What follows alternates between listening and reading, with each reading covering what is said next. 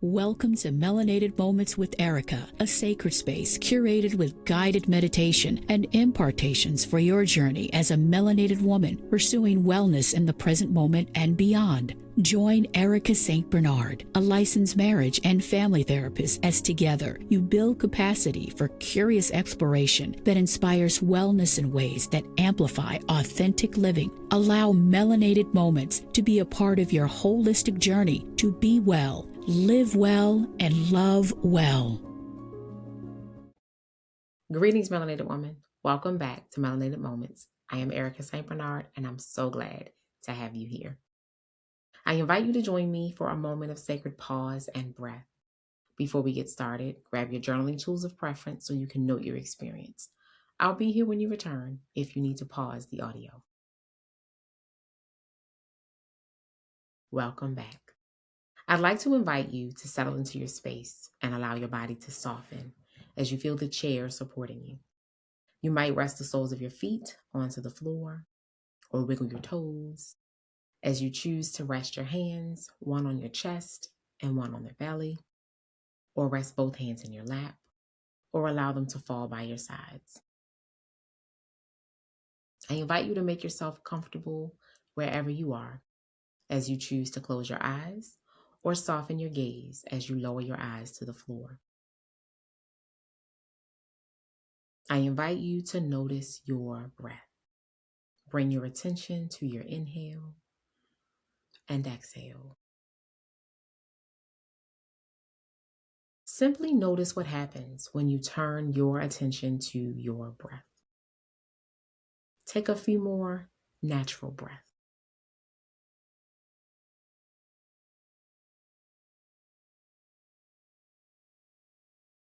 Now I invite you to join me in a series of deep breaths. Inhale deeply through your nose and hold for a count of 4. 3, 2, 1. Then exhale through your mouth longer than your inhale. Inhale deeply through your nose, holding for a count of 4. 3, 2, 1. Then exhale longer than your inhale. Inhale deeply through your nose and hold for 4. 3, 2, 1. Then exhale longer than your inhale. Inhale deeply through your nose, holding for 4. 3, 2, 1. Then exhale longer than your inhale. Inhale deeply through your nose, holding for 4. 3, 2, 1. Then exhale longer than your inhale. Once more, inhale deeply through your nose what you'd like to receive. And hold for 4. 3, 2, 1. Then exhale longer than your inhale what you'd like to release.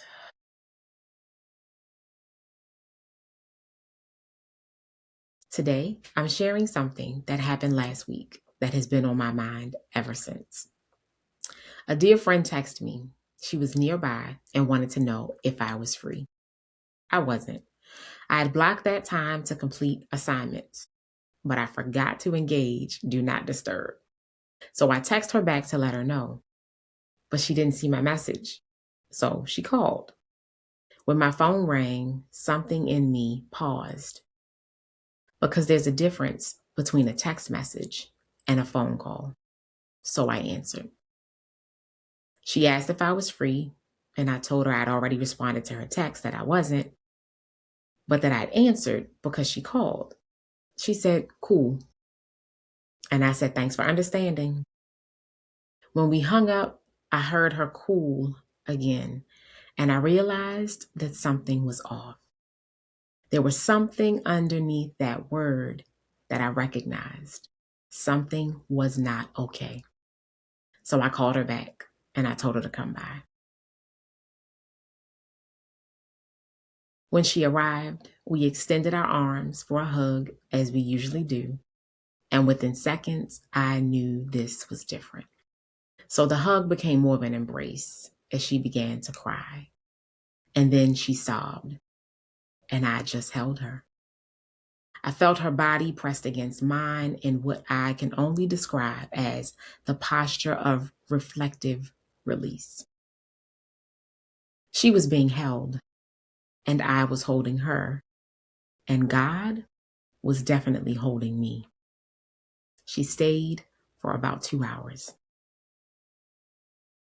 In that moment of tender embrace, I prayed a very simple prayer. God, make me safe and available. And God answered.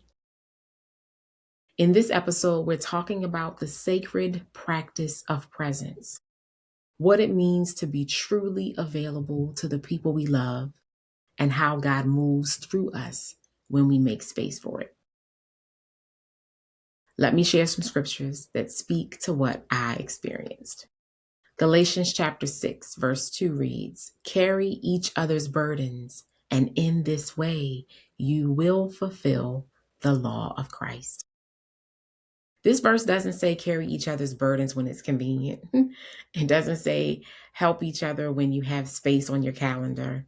It says carry, present tense, active, ongoing. This is the law of Christ fulfilled, not in grand gestures, but in the quiet, sacred act of showing up. Proverbs 17, verse 17 reads, "A friend loves at all times, and a brother, or let's say sister, is born for a time of adversity." Born for a time of adversity, not appointed for success, not celebrated for the good times, born for the hard moments. Some friendships exist precisely so that when a certain kind of pain arrives, there is someone who was made to hold it with you. Notice I said with you, not for you. And our last sacred text comes from Romans chapter 12, verse 15, which reads, "Rejoice with those who rejoice. Mourn with those who mourn." Paul doesn't say fix those who mourn. He doesn't say advise those who mourn or pray over those who mourn and then send them home. He says mourn with them. Be present with them in the moment of that feeling. Let their grief matter to you enough to stay in it alongside them. Presence is one of the most profound gifts we can ever offer another human being. And it requires us to be interruptible. I want to talk honestly about what it actually takes to be present, because I think we romanticize it without acknowledging the cost. Being present means being interruptible. I was busy. I had things I was doing. I had a reason to say no. And technically, I did say no via text. But when she called, something shifted in me, because I've learned over the years that there's a difference between what people say and what they need. And sometimes the phone call itself is the message. She didn't text me again. She called, and I've learned to pay attention to that. Being present means reading what's underneath. When she said cool, she wasn't cool. And I knew it because I was paying attention, not just to her words, but to the very texture of her voice, the weight underneath the word. Presence isn't just about physical proximity. It's about our willingness to notice what is being said, even while catching what isn't. Being present means offering your body, not just your time. When my good sister friend arrived and I opened my arms, I wasn't offering advice.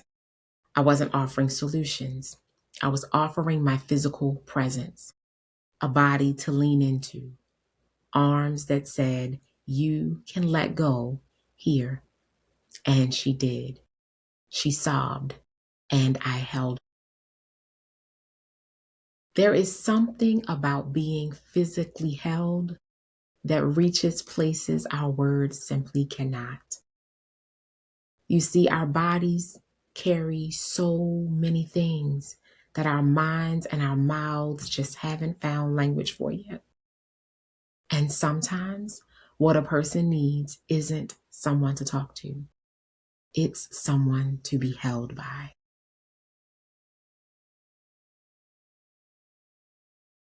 I want to say something to the helpers and the resident fixers in the room. Presence is not the same as providing. You don't have to have answers. You don't have to say the right thing. Sometimes the most supportive thing we can offer is our regulated, available, and unhurried self. I want to revisit the prayer that I prayed because it was so simple, yet so specific. God, make me safe and available. I didn't pray, God, help me know what to say, not God, give me wisdom. I didn't even pray, God, use me mightily. Safe and available. That was the request. Those two words suggested that I understood the assignment, what was needed in that moment, and what I needed to become. Safe, so she could bring whatever she was carrying, and it would be received without judgment, without advice she didn't ask for, and without making her pain about me. Available? I had to release my agenda, my plans for that time, my sense of what I was supposed to be doing, and trust that God was doing something in that moment that mattered more than anything I had planned. When I prayed that prayer, I was doing something I think we're all called to do. I was surrendering my schedule to the needs of the moment. I was asking God to make me a vessel rather than a director. I was acknowledging that I didn't have the answers. I just needed to be present. And God answered that prayer in real time. She was held. And in holding her, I was held too. Something beautiful happens in genuine mutual presence that is hard to describe. You give and you receive simultaneously. You are used by God and filled by God in the same moment. That is the sacred practice of presence. If presence is so powerful, why do we sometimes resist being available? I'm glad you asked. We're busy, and our busyness is often legitimate. We have real responsibilities, real demands, real things that need to get done. Saying no isn't always avoidance, sometimes it's wisdom. We're depleted. We cannot give from a drained or empty place. If we're running on fumes, presence becomes performance, going through the motions of being there without actually being there. Your own self care directly affects your capacity to show up for others. Sometimes we don't trust ourselves. We worry that we won't say the right thing. We'll make it worse. We won't be enough. And so we stay at a safe distance rather than risk being inadequate in someone's hard moment. We've been taught that productivity is the measure of a good day. Sitting with a friend for 2 hours, not solving anything, not producing anything, not checking anything off the list, that can feel like wasted time in a culture that measures our worth by output. But what I experienced in that moment reminded me that some of the most important things I will ever do may look like nothing from the outside looking in. Holding a friend while she sobs, praying a quiet prayer, being a body in the room that says you're not alone. Those things don't make the highlight reel, but they are the very fabric of a life well lived. So, how do we cultivate this kind of presence? How do we become the women who are genuinely safe and available to the people in our lives? One, tend to your own interior world. You can only offer what you have.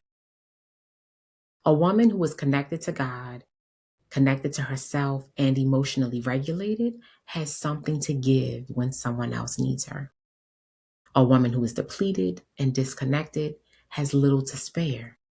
Your spiritual and emotional health is not separate from your capacity for presence, it is the source of it. Two, practice noticing. Pay attention to the people in your life. The text that feels slightly off, the I'm fine that doesn't quite sound like it, the call when a text would have worked. Train yourself to notice the signals that something more is being communicated. Three, learn to be interruptible intentionally. While I'm not saying abandon all structure, I am saying create enough margin in your life that when a moment calls you to stop, you have something to stop with. Margin, emotional margin, physical margin, and time margin. It makes presence possible.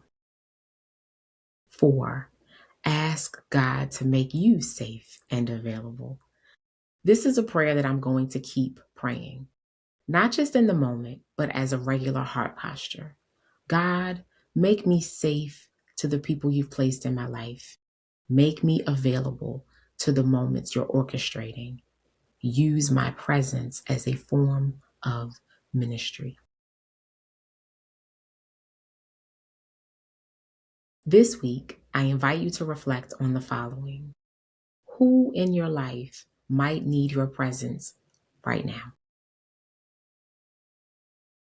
Are there signals you've been noticing but not responding to? What would it mean to become more interruptible and to create margin for the moments that matter? What would it look like for you to pray, God, make me safe and available as a regular posture? Beloved, you may be the reason someone is holding on, not because of what you can solve or what you can say, but simply because of who you are and what it feels like to be in your presence. Don't underestimate the ministry of showing up. Don't underestimate the power of your arms and your embrace. And don't underestimate what God can do through you when you are safe and available. For my Maryland residents seeking therapeutic support and building authentic, connected relationships, visit the link in show notes to schedule a therapy consultation. For my global community seeking coaching support as you show up more fully in your relationships and in your life, visit the link in the show notes to schedule a sacred clarity call. Don't forget to join our Melanated Moments community for sacred Sunday messages that arrive to your inbox each week with encouragement for your journey. That link is also in the show notes. And if you prefer to watch rather than just listen, Melanated Moments is now available on YouTube. You can find us at youtube.com/@Erica St. Bernard YLW. Subscribe and ring the bell so you never miss a visual Melanated Moment. All of these links are provided for you in the show notes. She was held. I was holding her, and God was holding me. That is the sacred practice of presence, and it is available to every one of us. Be well, live well, love well.